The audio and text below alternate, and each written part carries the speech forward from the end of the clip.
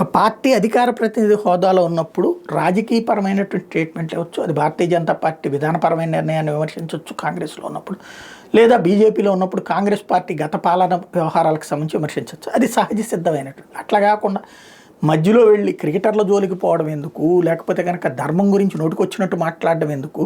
ఇప్పుడు షామా మహమ్మద్కి సంబంధించి అదే పాయింట్. రోహిత్ శర్మ ఫ్యాట్గా ఉన్నాడంటూ ఆవిడ ఇచ్చినటువంటి స్టేట్మెంట్, ఆ తర్వాత ట్వీట్ అయితే తీసేసింది, కానీ రచ్చ అయిపోయింది. అది ఇంకా వైరల్ అవుతున్నటువంటి సందర్భం. తాజాగా అదే రోహిత్ శర్మ ఐసీసీ ఛాంపియన్ అయ్యాడు. చివరి మ్యాచ్లో, ఫైనల్ మ్యాచ్లో అసలు భారత జట్టు గెలవడానికి కీలకమైనటువంటి ఇన్నింగ్స్ ఆడాడు. వరుసగా వికెట్లు పడుతున్న నిలబడి ఆడాడు. చివరిలో అతను కనుక ఆవేశపడకపోయి ఉంటే ఇంకా భారీగా ఆడు కనుక ఐర్లాండ్ కనుక కాస్త ఘాటుగా వెళ్ళుంటే కనుక అతను ఇక అవసరం ఉండేది కాదు. అతను యువతల పక్కన ఉన్నటువంటి బ్యాట్స్మెన్ స్లో అవడం మూలంగా తను దూకుడు ప్రదర్శించబోయి అవుట్ అయ్యాడు. లేకపోతే సెంచరీ దాటిపోయేది, ఏ రేంజ్లో ఉండేదో చెప్పలేం.